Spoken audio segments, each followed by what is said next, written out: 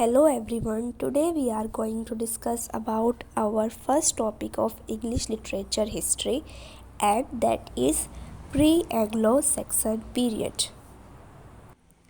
Britain वो area है जहाँ से इंग्लिश लिटरेचर हिस्ट्री का आगाज़ होता है। ब्रिटेन्स के नेटिव्स लोगों को हम केल्ट्स कहते हैं। केल्ट्स जो थे वो केल्टिक लैंग्वेज बोलते थे। Basically some of them are pagans. कुछ जो लोग थे वो खुदा पर बिलीव नहीं करते थे और कुछ लोगों ने अपने खुद के खुदा बनाए हुए थे और उनकी वर्शिप करते थे।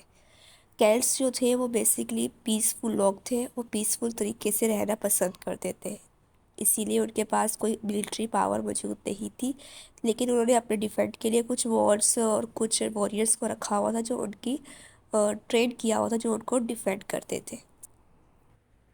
रोमन्स जो कि सुपर पावर थी उस टाइम की, रोमन्स की आर्मी को one of the strongest army उस टाइम कंसिडर किया जाता था। रोमन्स ने ब्रिटेन में इन्वेड किया 43 एडी से 410 एडी तक, और रोमन्स ने ब्रिटेन को कन्क्योर कर लिया। रोमन्स जो थे वो लैटिन लैंग्वेज बोलते थे। रोमन्स ने जब कन्क्योर करने के बाद वो केल्ट्स के साथ पीसफुल तरीके से रहना स्टार्ट कर दिया।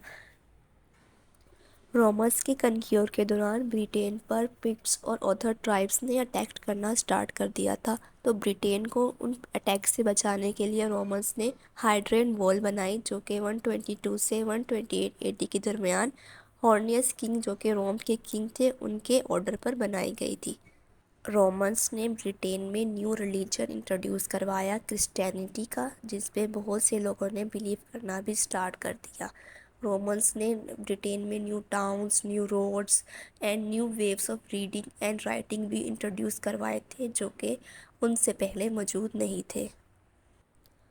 विसिगोथ्स के अटैक की वजह से रोमन आर्मी को ब्रिटेन को छोड़ के जाना पड़ा 5th सेंचुरी की बिगनिंग पर, और द टाइम ऑफ लिविंग रोम के जो किंग थे हॉर्नियस, उन्होंने केल्ट्स के लोगों से कहा कि अब आप लोगों की प्रोटेक्शन आपकी अपनी जिम्मेदारी होगी, हम लोग आप लोगों को अब और प्रोटेक्ट नहीं कर सकेंगे।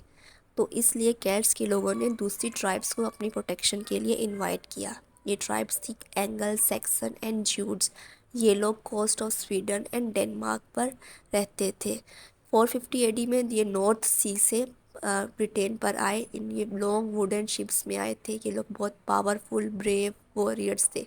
इनकी जो लैंग्वेज थी, इन्हें ओल्ड इंग्लिश लैंग्वेज कहा जाता था। ये लोग आए तो ब्रिटेन के लोगों को प्रोटेक्शन के लिए थे, लेकिन उन्होंने आते साथ ही केल्ट्स के लोगों को ब्रिटेन से बाहर निकाल दिया और ख़ुद पूरे ब्रिटेन पर अपना कब्ज़ा जमा लिया। इसीलिए इंग्लिश हिस्ट्री में इन लोगों को एंगल, सैक्सन और ज्यूड्स को ही ओल्ड इंग्लिश पीपल कंसिडर किया जाता है, और उनकी ही लैंग्वेज को ओल्ड इंग्लिश लैंग्वेज कंसिडर किया गया है। एंगल्स ने ईस्ट एंगेलिया, मिडल एंगेलिया, अमेरिका, नॉर्थम्बिया, सेक्सस ने ईसेक्स, सेक्सेक्स और वेसेक्स। वेसेक्स जो थी वो पावरफुल स्टेट थी, और जो ज्यूड्स थे उन्होंने कैट्स पर अपना कब्ज़ा जमा लिया था।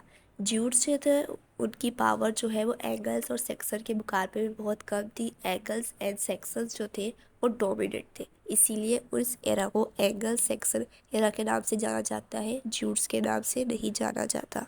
जो हमारा नेक्स्ट टॉपिक होगा वो होगा angle Saxon period. Angle Saxon period से ही इंग्लिश लिटरेचर हिस्ट्री का बाकायदा आगाज़ हुआ था।